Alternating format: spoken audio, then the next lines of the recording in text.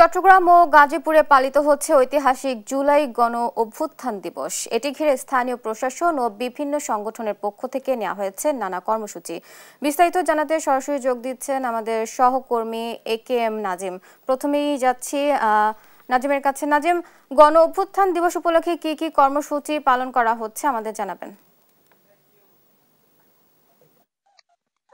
আজকে 5 আগস্ট, সে এক বছর জুলাই আন্দোলন গণ অভ্যুত্থানের 1 বছর পর সে আবার এসে 5 আগস্ট চট্টগ্রামে কিন্তু 5 আগস্টে যারা নিহত হয়েছে শহীদদের কিন্তু বিভিন্ন ভাবে সম্মান জানাচ্ছেন চট্টগ্রামের মানুষ, চট্টগ্রামের জেলা প্রশাসন সহ বিভিন্ন রাজনৈতিক দলের নেতাকর্মীরা। আমরা সকাল থেকে দেখেছি জেলা প্রশাসন, সিটি কর্পোরেশন, আইন শৃঙ্খলা বাহিনী থেকে শুরু করে সর্বস্তরের মানুষ কিন্তু যারা শহীদ হয়েছেন তাদের যে বিভিন্ন স্থানে সমাহিত করা হচ্ছে সেখানে কিন্তু ফুল দিয়ে শ্রদ্ধা নিবেদন করছেন।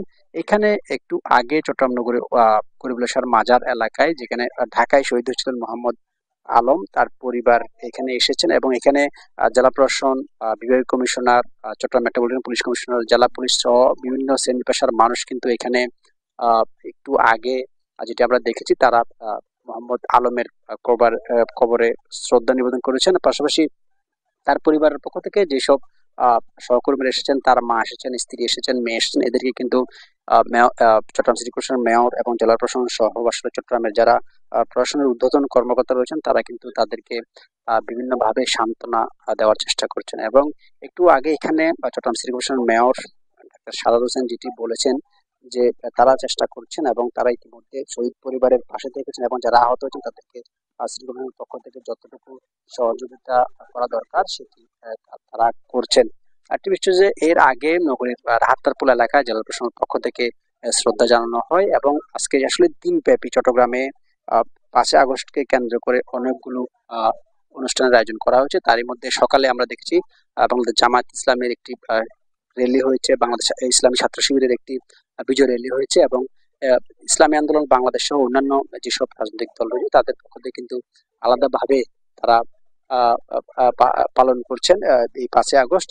আমরা একটু কথা বলবো, যদি একটু কথা বলেন। আমরা আলম যিনি শহীদ হয়েছেন তার স্ত্রীর সাথে আসলে গত বছর তো আপনার স্বামী আলম নিহত হয়েছিলেন, যদি একটু বলতেন উনি বাসা থেকে বেরোয়ার সময় সর্বশেষ কি বলেছিলেন আপনাকে?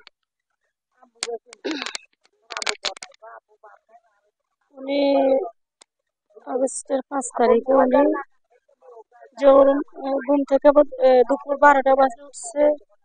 12টা বাজে ঘুম থেকে উঠি আমার মেয়ের জন্য দোকান থেকে সিঙ্গারা সমোসা আনছে। আমি আমার মেয়েকে বলতেছি আম্মু নাস্তাগুলো খাও। এরপরে দুপুরের খাবার খাইছে, গোসল করছে, গোসল করে নামাজ পড়ছে, নামাজ পড়ে দুপুরের খাবার খাইছে। খাবার খাওয়ার পরে টিভিতে খবর দেখতেছে। খবর দেখা অবস্থা যখন দেখতেছে শেখ হাসিনা পদত্যাগ করছে, তখন উনি আনন্দ উৎসব উল্লাস করতেছে ঘরে।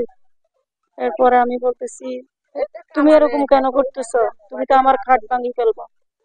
বলতেছে উনি যেমনটা বলছেন ওনার মেয়ের যে উনি চলে যাওয়ার সময় মোহাম্মদ আলম ঘর থেকে বের হওয়ার সময় যেই তার শেষ কথা যেটি তার স্ত্রী সন্তানদের বলছেন সেটি বর্ণনা করছেন। এখন এর একটু পরে চট্টগ্রাম জেলা প্রশাসনের সার্কিট হাউস কার্যালয়ে কিন্তু জুলাই শহীদের অভ্যুত্থানের যে শহীদ যারা আহত নিহত হয়েছেন তাদের জন্য বিভিন্ন অনুষ্ঠানের আয়োজন করা হয়েছে। এখন কিন্তু এই কবরস্থানে কিন্তু সিটি কর্পোরেশনের পক্ষ থেকে যে শ্রদ্ধা নিবেদন সেটা জানানো হচ্ছে। আমরা এখন চলে যাব গাজীপুরে, সেখানে রয়েছেন আমাদের সহকর্মী নজরুল ভাই, তিনি জানাবেন বিস্তারিত।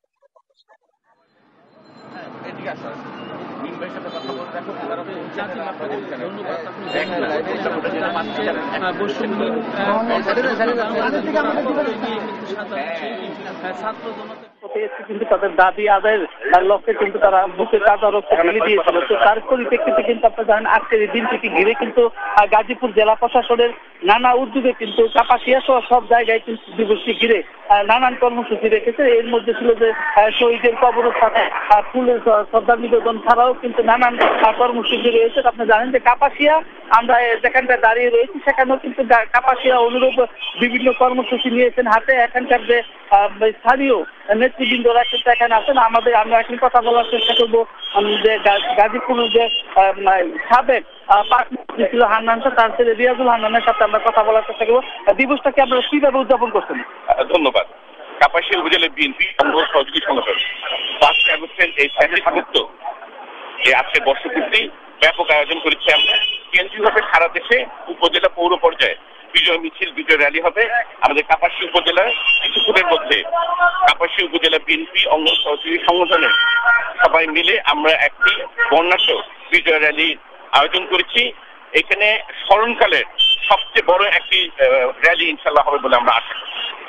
শুনলেন, উনি বলছেন যে এখন বিজয় রেডি হবে। রেলিটি কিন্তু কাপাসিয়া যে শহর প্রদক্ষিণ করে কিন্তু আবার এখানে এসে কিন্তু শেষ হবে। তো মানে গাজীপুরের প্রতিটি উপজেলায় কিন্তু অনুরূপ কর্মসূচি পালিত হচ্ছে। বিএনপির উদ্যোগে কিন্তু ব্যাপক প্রস্তুতি নিয়েছেন এবং কাপাসিয়া আমরা দেখতে পেয়েছি এখানেও কিন্তু ব্যাপক উপস্থিতি। মানুষের কিছুক্ষণের মধ্যে কিন্তু তারা বিজয় রেলি বের করবেন এবং কাপাসিয়া শহরে বিভিন্ন সড়ক রয়েছে সেই সড়ক প্রদক্ষিণ করে এখানে এসে শেষ করবেন। তো ওনারা বলছেন যে আজকে যে দেশের যে ছেলেরা দেশের যে স্বাধীন হয়েছে তার পরিপ্রেক্ষিতে কিন্তু আজকের এই নতুন বাংলাদেশ গড়বেন এবং নতুন বাংলাদেশ গড়ার প্রত্যয় নিয়ে কিন্তু প্রতিটি নেতাকর্মীকে উজ্জীবিত দেখেছি আমরা এবং প্রতিটি জায়গায় কিন্তু তারা সভা সমাবেশ করছেন। তো এই ছিল আমার কাছে গাজীপুর থেকে সর্বশেষ।